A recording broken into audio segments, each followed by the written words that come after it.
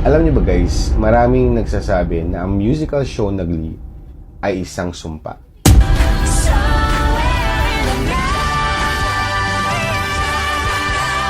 Dahil 8 people who involved sa show ay namatay.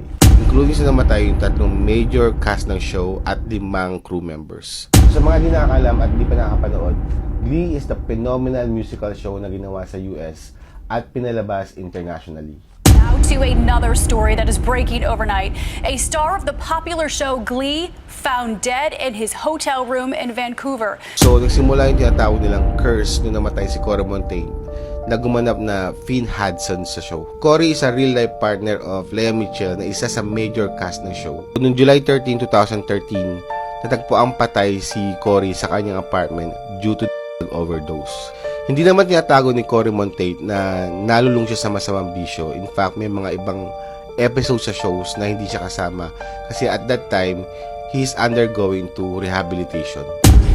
He was very special to me and also to the world. July 13, 2020, after halos isang linggong paghahanap, natagpo ang patay at lumulutang ang katawan ni Naya Rivera sa isang lake sa California.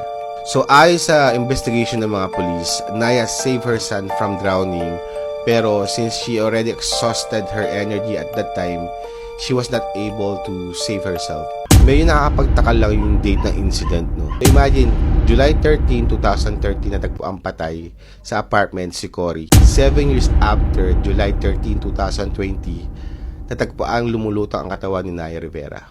Well, Jeff Sharon, his attorney, has just confirmed that actor Mark Salling has been found dead. January 30, 2018, Mark Salling natagpo ang patay sa kanyang apartment, hanging.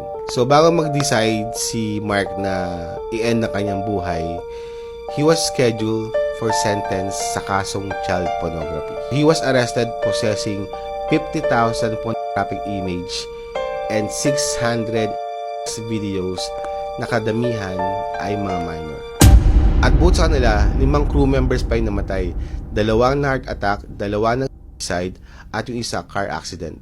Nakapagtaka lang no, kasi sa 8 namatay, 2 lang yung nagkasakit and the rest, unexpected death. Kaya minsan iisipin mo din na it's really a coincidence or a curse.